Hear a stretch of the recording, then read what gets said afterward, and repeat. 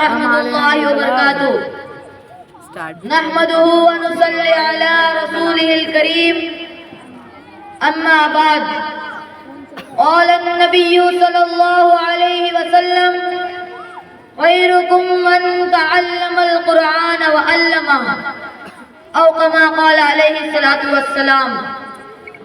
ہمیں دنیا سے کیا مطلب، مدرسہ ہے وطن اپنا. ہمیں دنیا سے کیا مطلب، مدرسہ ہے وطن اپنا. مریں گے ہم کتابوں پر، ورق ہوگا کفن اپنا. محترم سامعین کرام، آج کی اس محفل میں آپ حضرات کے روبرو مدرسے کی کچھ مختصر حقیقت بیان کرنا چاہتا ہوں. مجھے امید ہے کہ آپ حضرات بغور سماعت فرمائیں گے. مدرسہ ایک بہت بڑی نعمت ہے. آج کے دور میں مدرسہ بہت ہی قیمتی چیز ہے. اللہ نے آج یہ نعمت عطا کی ہے، اس سے ہمیں فائدہ اٹھانا چاہیے. علم دین کا اتنا سیکھنا فرض ہے کہ جس سے نماز، روزہ وغیرہ درست ہو سکے. علم دین کی تعلیم اس مدرسے میں ہوتی ہے. یہ مدرسہ ماں کی گود کی طرح ہے. جس طرح بچہ ماں کی گود میں پرورش پاتا ہے، اسی طرح انسان بھی یہاں پرورش پاتا ہے. یہ مدرسہ انسان کو انسان بنا دیتا ہے. یہ مدرسے چند افراد مل کر بناتے ہیں اور مدرسہ کئی افراد کو بناتا ہے. ہم مدرسے کی عمارت بناتے ہیں اور مدرسہ ہمارا قلب بناتا ہے. اللہ سے ہمارا تعلق جوڑتے ہیں. یہی نبی کریم صلی اللہ علیہ وسلم کا کام تھا کہ مخلوق کو خالق سے جوڑتے تھے. یہ مدارس بھی ہمیں اللہ سے جوڑتی ہے. لہذا ان مدرسوں کو نہ کوئی طاقت ہلا سکتی ہے، نہ کوئی مدرسوں کو توڑ سکتا ہے. محترم بزرگوں، یہی وجہ ہے کہ آج مدارس کا جال ہر اطراف و اکناف میں پھیلا ہوا ہے، جبکہ حکومت رات دن ان اداروں کو مٹانے اور ختم کرنے کی کوشش کر رہی ہے. لیکن ان اداروں کا نظام ایسے ذات علی کے قبضے میں ہے جن کو نہ کوئی بگاڑ سکا ہے اور نہ کوئی بگاڑ سکے گا. اور ان کی متعلقین کے بارے میں حضرت سرور کونین صلی اللہ علیہ وسلم کی زبان سے سنے. حضرت انس رضی اللہ تعالی عنہ حضور صلی اللہ علیہ وسلم کا ارشاد نقل کرتے ہیں کہ دنیا میں ان لوگ کو دیکھنا چاہتے ہو جن کو اللہ نے جنت کی آگ سے آزاد کر دیا ہے، تو طلبہ علم دین کو دیکھو. باخدا دو طالب علم صرف علم حاصل کرنے کی نیت سے کسی عالم کے دروازے پر جاتا ہے، اس کو ہر قدم پر 1 سال کی عبادت کا ثواب ملتا ہے.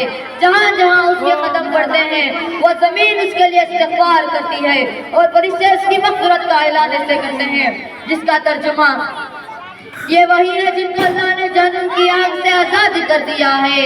ظاہر سی بات ہے، جب طلبہ کا اتنا بلند مرتبہ ہے تو ان لوگوں کی کیا شان جو طلبہ پر خرچ کرتے ہیں، مدرسے میں امداد دیتے ہیں. ان کے روپیوں اور پیسوں سے جو عمارتیں بنائی جاتی ہیں تو آخرت میں اللہ تعالیٰ کو کتنا بڑا اجر دے گا.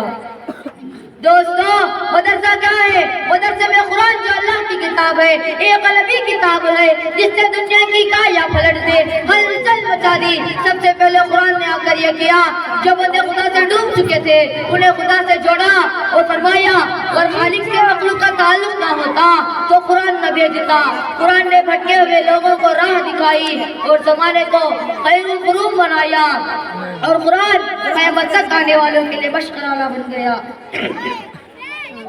دوستو، قرآن کریم کا کتنا بڑا احسان ہے کہ محمد بن عبداللہ سے محمد رسول اللہ صلی اللہ علیہ وسلم بنا دیا اور خاتم النبیین بنا دیا. بہرحال ادارہ کا مدار طالب علم اور مدرس پر ہے. تعمیر سے اونچائی نہیں آتی. اس ادارہ کا رشتہ اصحاب صفات چلے آ رہے ہیں اور جن کے طالب علم حضرت ابوبکر صدیق رضی اللہ تعالیٰ عنہ تھے. ہم یہ فخر سے کہہ سکتے ہیں کہ اولئک ابا وجعلنی بمثلہم. کیا کوئی یونیورسٹی سے فارغ ہونے والا اس طرح کا انتظار کر سکتا ہے؟ یہ وہی دینی ادارہ کا جہاں جبرائیل علیہ السلام خود طالب علم بن کر استغفار کے لیے آئے تھے اور کہتے تھے کہ ایمان اور اسلام کیا چیز ہے، قیامت کب آئے گی. تو اس مرکز میں خود طالب علم بن کر جبرائیل علیہ السلام آئے تھے. ایسا نہ کوئی پیش کر سکا ہے اور نہ کوئی کر سکے گا. محترم دوستوں، مدرسے کی قدر کرو. تم نہیں کرو گے تو خدا دوسروں کو پیدا کر دے گا. حضور صلی اللہ علیہ وسلم کے زمانے سے مدرسہ چلے اور چل رہے ہیں. حضور صلی اللہ علیہ وسلم کی توجہ اور دعا ساتھ ہے. ادارہ نہیں مل سکتا جس کا تعلق ادارے سے ہے وہ بھی نہیں مل سکتا، لہذا ان کی قدر کریں، ان سے تعلق جوڑے۔ اللہ تعالیٰ ہم کو دینی اداروں کی قدردانی کرنے کی توفیق عطا فرمائے۔ ایک شعر پر میں اپنی تقریر کو ختم کرتا ہوں۔ حافظوں قرآن کی عزت کرو تم اپنے سینوں میں، حافظوں قرآن کی عزت کرو تم اپنے سینوں میں، یہ دولت نہ ملے گی تمہیں زمین اور آسمانوں میں۔ وما لنا الا اللہ۔ السلام علیکم ورحمۃ اللہ وبرکاتہ۔